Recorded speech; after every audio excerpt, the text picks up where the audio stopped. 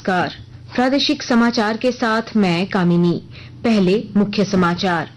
भाजपा के वरिष्ठ नेता और केंद्रीय गृह मंत्री अमित शाह की घोषणा, अग्निवीरों को मिलेगी पेंशन वाली नौकरी। झारखंड भाजपा के चुनाव सह प्रभारी हेमंता बिस्वा शर्मा ने कहा, अक्टूबर के पहले सप्ताह में चुनाव घोषणा पत्र जारी करेगी भाजपा। राज्य सरकार ने और 5 लाख गरीब को मुफ्त अनाज देने का लिया निर्णय। निजी कोचिंग संस्थानों की फीस तय करने के लिए कमेटी भी बनेगी।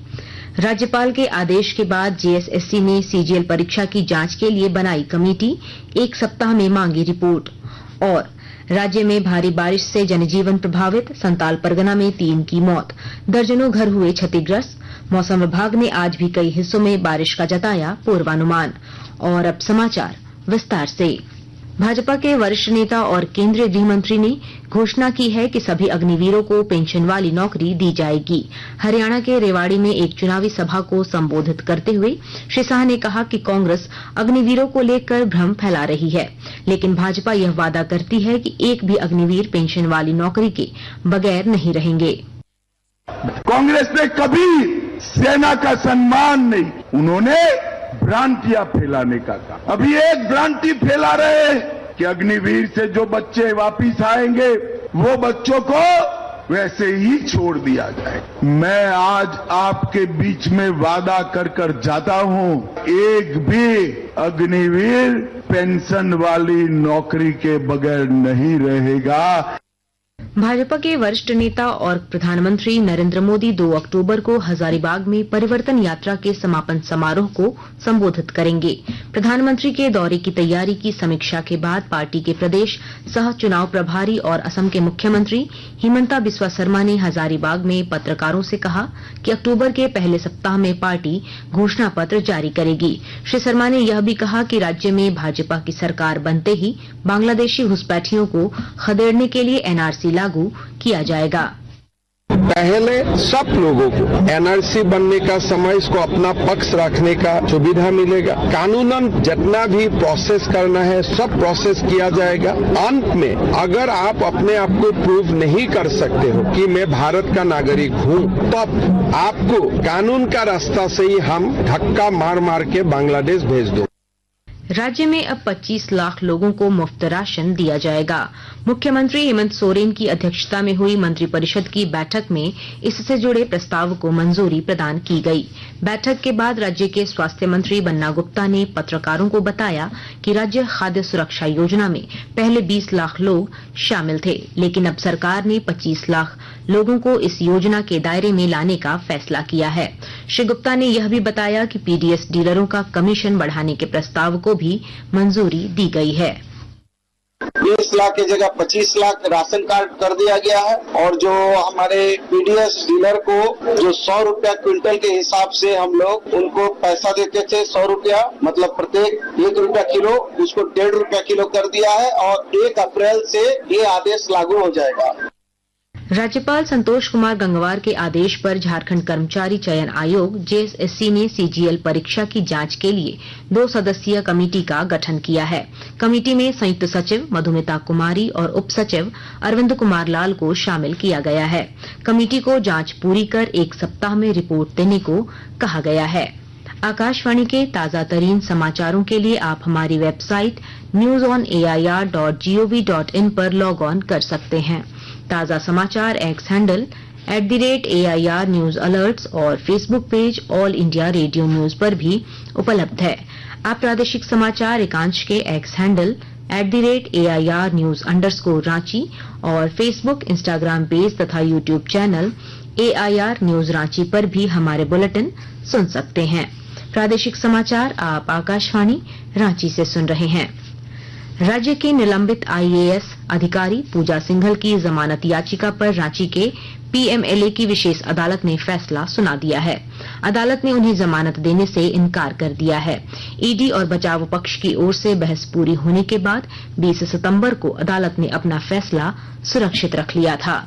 आयुष्मान भारत डिजिटल मिशन के तहत पिछले 3 वर्षों में 67 करोड़ से अधिक आयुष्मान भारत स्वास्थ्य खाते यानी आभा बनाए गए हैं। एक रिपोर्ट।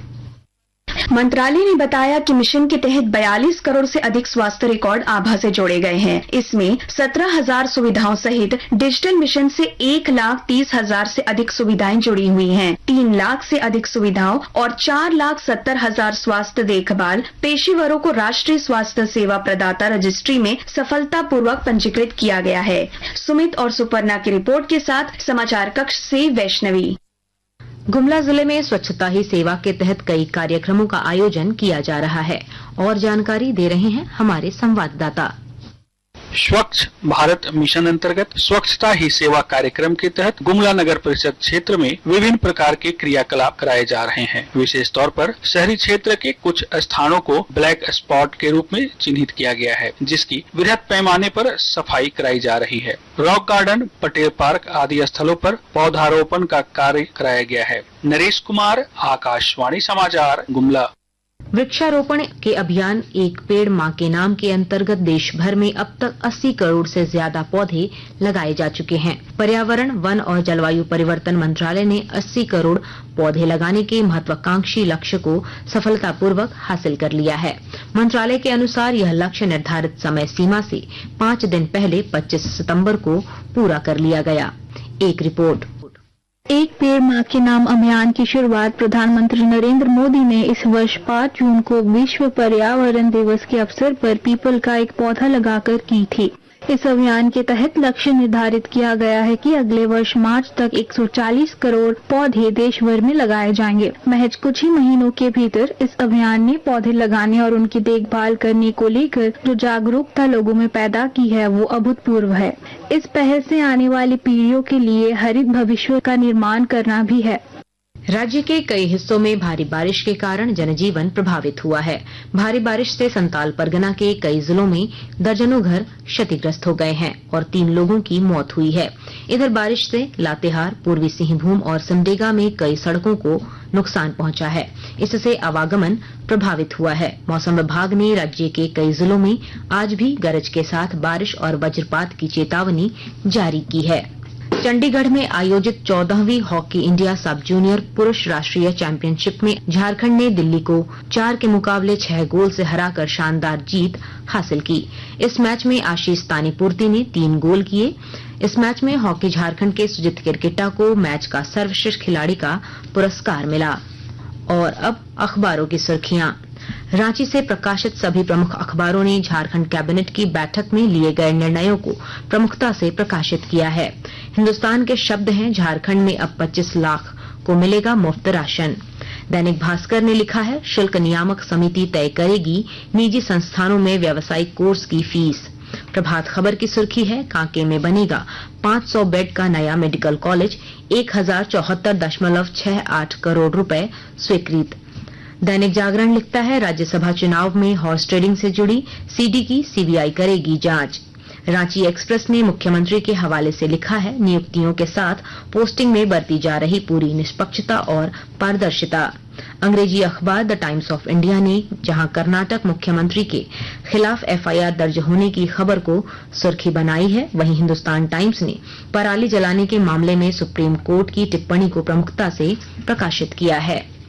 अंत में मुख्य समाचार एक बार फिर। भाजपा के वरिष्ठ नेता और केंद्रीय गृह मंत्री अमित शाह की घोषणा, अग्निवीरों को मिलेगी पेंशन वाली नौकरी। झारखंड भाजपा के चुनाव सह प्रभारी हिमंता बिस्वा शर्मा ने कहा, अक्टूबर के पहले सप्ताह में चुनाव घोषणा पत्र जारी करेगी भाजपा। राज्य सरकार ने और 5 लाख गरीबों को मुफ्त अनाज देने का लिया निर्णय। निजी कोचिंग संस्थानों की फीस तय करने के लिए कमेटी भी बनेगी। राज्यपाल के आदेश के बाद जेएसएससी ने सीजीएल परीक्षा की जांच के लिए बनाई कमेटी, 1 सप्ताह में मांगी रिपोर्ट।